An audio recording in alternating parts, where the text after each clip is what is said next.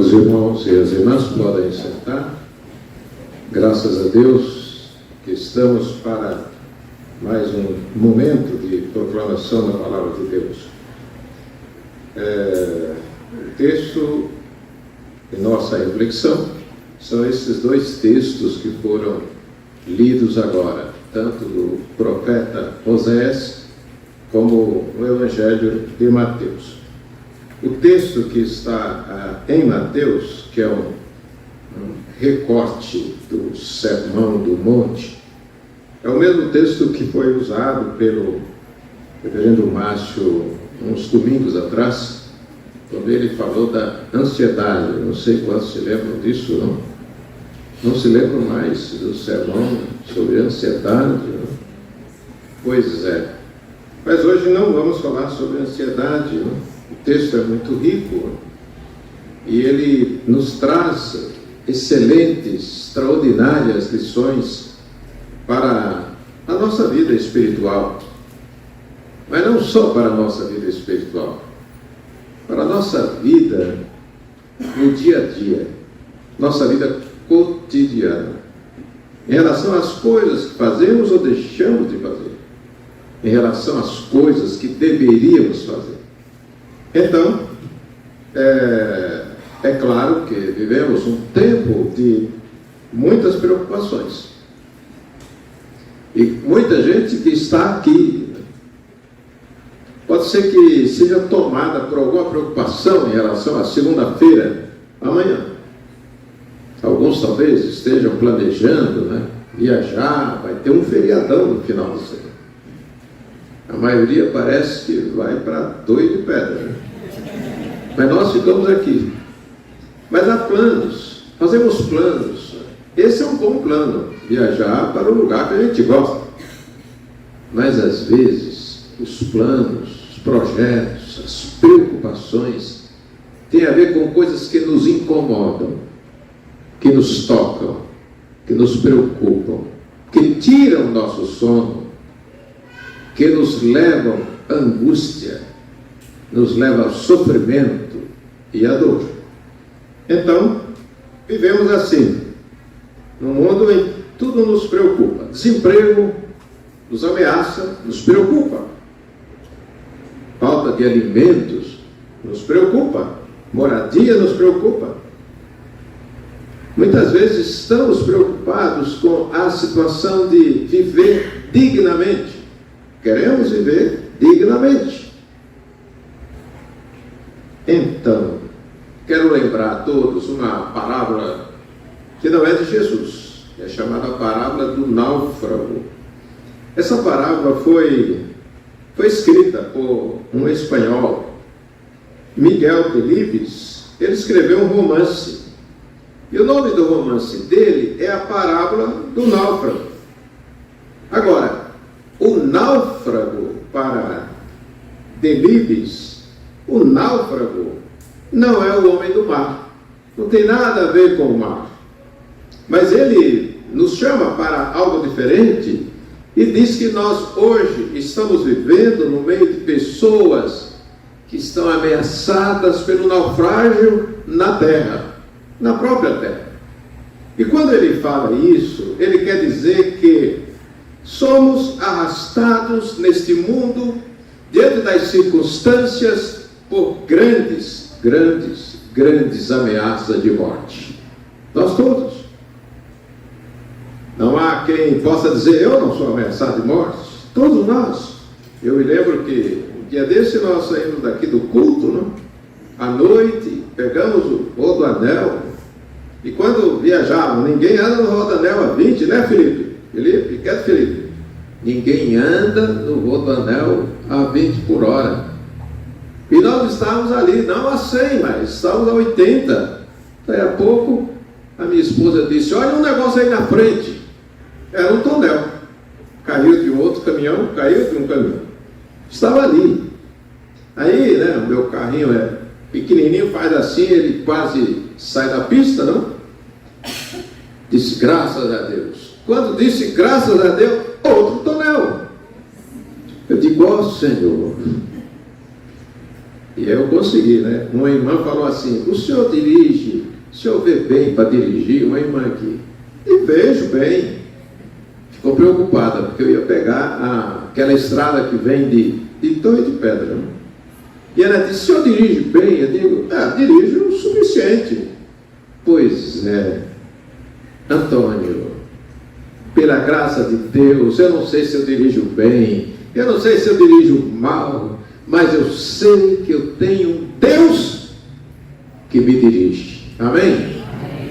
Pois é, nós estamos assim no mundo que a qualquer momento coisas ao nosso redor podem nos ameaçar de morte. Diante dessa triste realidade, há uma questão que se levanta diante de nós. Como nos livrar dessas circunstâncias, dessas ameaças, desses perigos, desses naufrágios que poderão nos levar à morte? Como nos livrar disso? A Bíblia Sagrada, a qual acabamos de ler, nos proporciona a fórmula, a maneira de nos libertarmos dos naufrágios. Vários tipos de naufrágio. Há casamento, naufragando.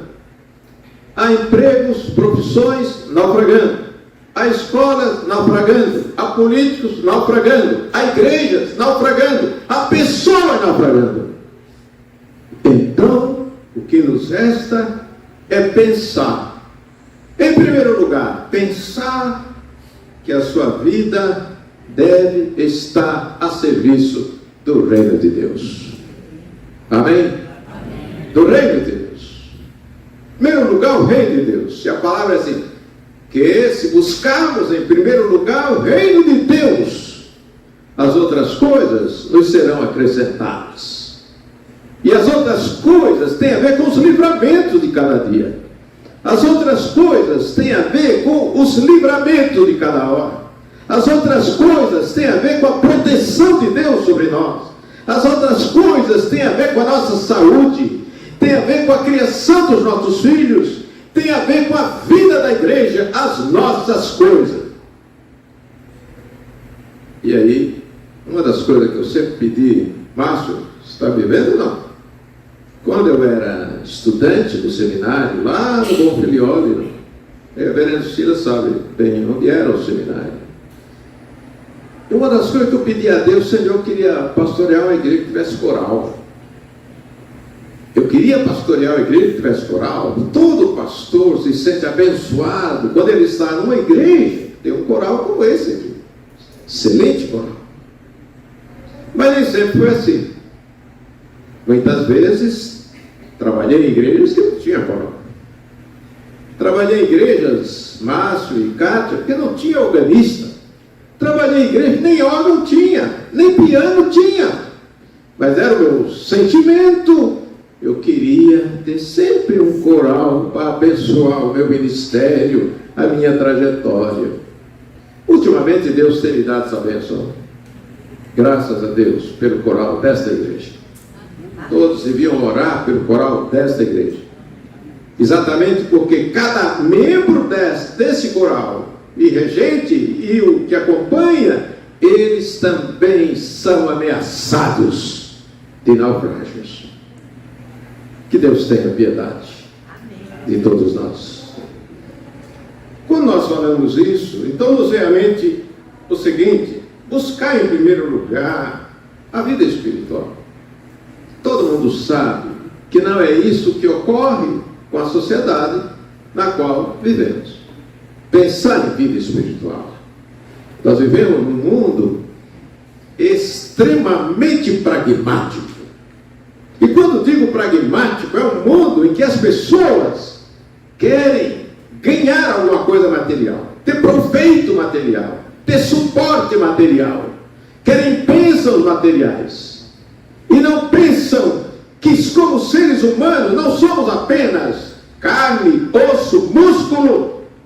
Somos também um ser humano que possui uma alma que, a princípio, precisa ser alimentada, espiritualmente alimentada, para que tenha energia para enfrentar as grandes ameaças de morte deste mundo.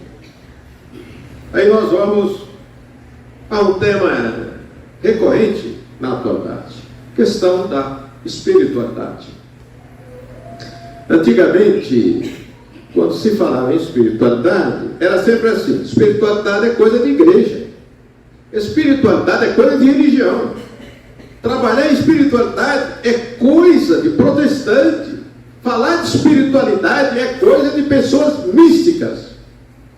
Pois é, era o que se pensava no passado. Mas hoje, espiritualidade é tema recorrente em vários segmentos da sociedade.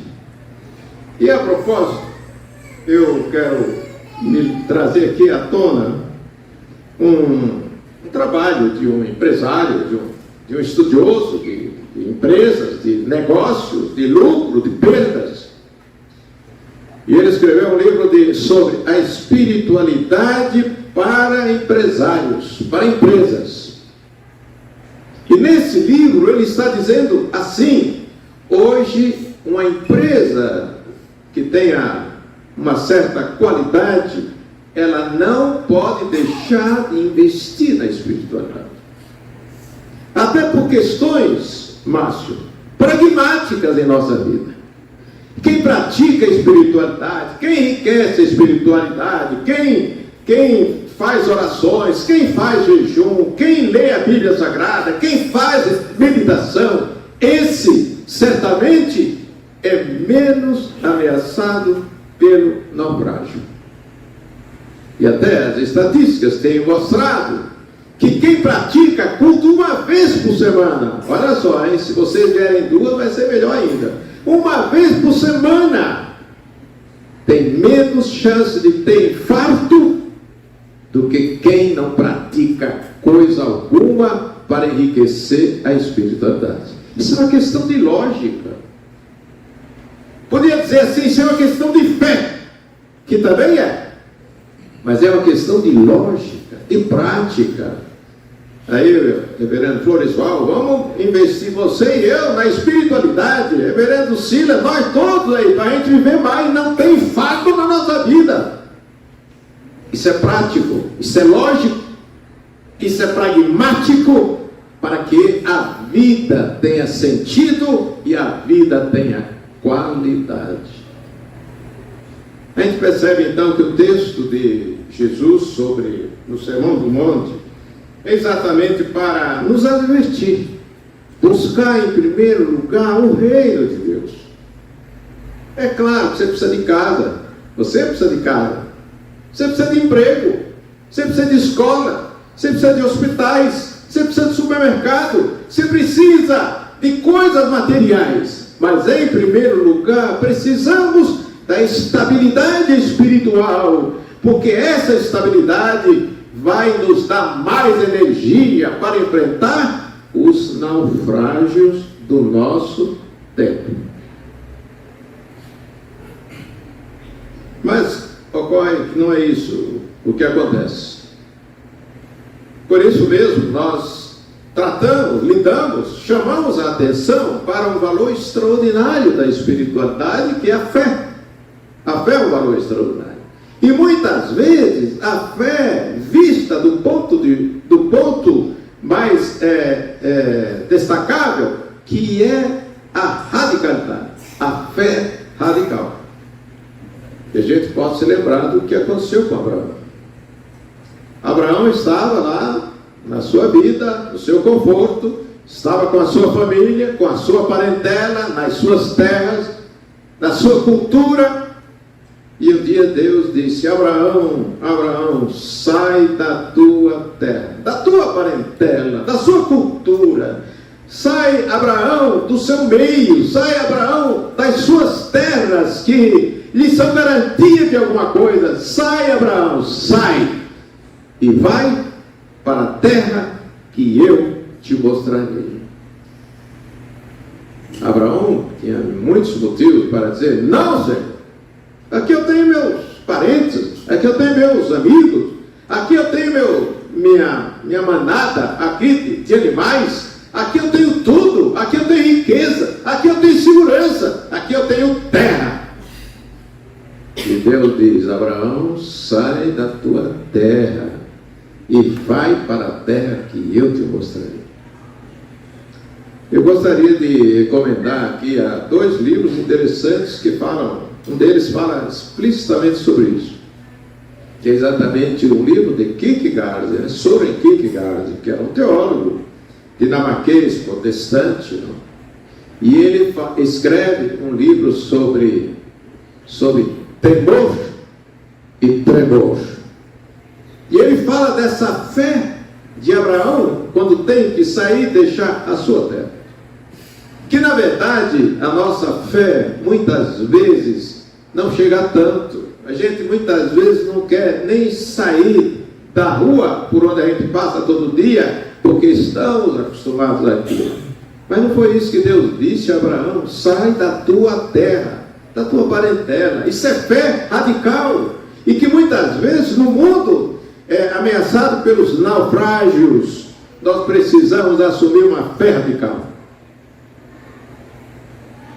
Eu não sei o nome, eu sei o nome da Grace, mas o que está lá é o esposo dela, não? Então, o Adilson pode falar para mim. Júnior, quando sua esposa vem aqui na quarta-feira, olha só a expressão de fé, de carinho, de amor, de cuidado. O seu filhinho Heitor diz assim: quero dar boa noite para o pastor. Na quarta-feira. E ele vai lá e diz: oi, estende a mão, bate a mão. Outro dia ele disse que queria ficar ali, onde todo mundo toca e canta. Eu disse: pode ficar aí. Ele disse: eu posso ficar aqui? Aqui. Pode ficar aqui. Aí ele, naquele dia não veio, mas no outro dia, ele veio e sentou aqui, entre nós. Irmãos, esse trabalho, Júnior, esse trabalho, Grace, é um trabalho de fé. Seu filho está sendo fundamentado contra os naufrágios, contra as ameaças de morte, que ele fica aqui. Ele quer estar entre nós. E muitas vezes nós achamos que os nossos filhos não entendem nada. E como eles entendem? Eles querem ficar, eles querem um espaço na sua igreja, no seu santuário. E isso é importante para enriquecer a sua espiritualidade.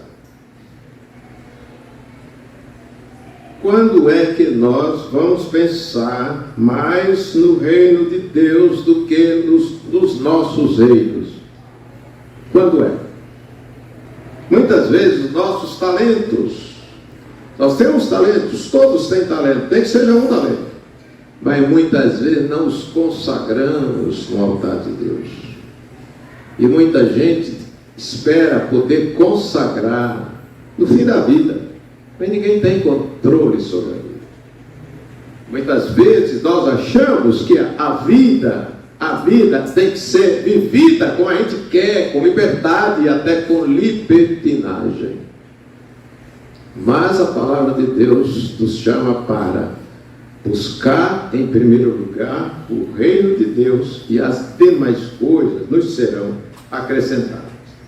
Bom, com esse texto nós pensamos assim, que muita gente, até por causa das ameaças, dos naufrágios da vida, muita gente até pensa assim: vou buscar uma tábua de salvação. Quando as pessoas estão no mar, revolto, ameaçado, muitas vezes qualquer coisa serve para a pessoa se apegar. E quais são as tábuas de salvação que têm sido procuradas pela humanidade hoje? Muitos se apegam a alguma religião radical de mistério. Acham que dessa forma será abençoado, Deus vai responder melhor, Deus vai estar melhor na sua vida. Outros estão preocupados em buscar tábuas de salvação pelas boas obras, em querem se apegar às boas obras, fazer alguma obra que possa fazer o bem para alguém, mas ninguém se salva pelas boas obras. Ninguém é salvo pelas boas obras, ninguém é salvo pelos seus méritos. A salvação, um ato da graça de Deus. Então, buscar o reino de Deus é buscar a graça de Deus, que nos permite participar da mesa da comunhão, que nos permite crescer nos valores do Espírito, na solidariedade, na prática da justiça, na fidelidade conjugal, na fidelidade aos filhos, na formação dos filhos, na formação do caráter e no desenvolvimento dos nossos talentos. E para concluir, quero dizer que outras coisas nos serão acrescentadas, se buscarmos em primeiro lugar o reino de Deus. Quero lembrar o que disse no começo, né? Que quem pratica a espiritualidade, quem vem pelo menos uma vez na semana ao culto, esse daí tem menos chance de ter infarto do que aquele que vem. Mas quero me referir, na verdade, às outras coisas que nos serão acrescentadas. O que nos será acrescentado? Que outras coisas? Outras coisas, entre outras coisas está o trabalho, por exemplo. O trabalho é algo que Deus pode nos ajudar, pelo trabalho, a superar as dificuldades. Entre outras coisas, podemos nos referir, por exemplo, além do trabalho, podemos nos referir à saúde. A saúde é um bem que Deus nos dá. Olha aqui o presbítero Adiles. Quando perdeu a saúde, quando ficou enfermo, o sofrimento, a necessidade de se sentir acolhido pelos seus irmãos. Pois é, não há coisa mais trágica para cada um de nós do que a doença, do que a enfermidade. E quando buscamos o reino de Deus em primeiro lugar, nós somos protegidos por Deus, até adoecemos. E muitas vezes adoecemos de maneira muito cruel. Mas mesmo nessa crueldade do sofrimento, as outras coisas nos serão acrescentadas. O que mais podemos imaginar como outras coisas, né? Podemos pensar no alimento, no remédio, então na saúde. Podemos pensar na educação dos nossos filhos. E quando a gente fala da educação dos nossos filhos, numa sociedade em que as escolas estão sendo violentadas pela marginalidade, pela criminalidade, por essa violência horrorosa que foge do nosso controle, pois é, buscai em primeiro lugar o reino de Deus, porque outras coisas nos serão acrescentadas. Então, se queremos outras coisas, se buscamos outras coisas, e se temos necessidade de outras coisas, é preciso ter essa consciência de que em primeiro lugar está o reino de Deus. Amém? Amém. Que a paz de Deus abençoe cada irmão e cada irmã, e que possamos mais e mais estar conscientes de que somos ameaçados pelos naufrágios da vida, mas em Deus temos a grande opção, a única opção de nos livrarmos das ameaças de morte. Amém.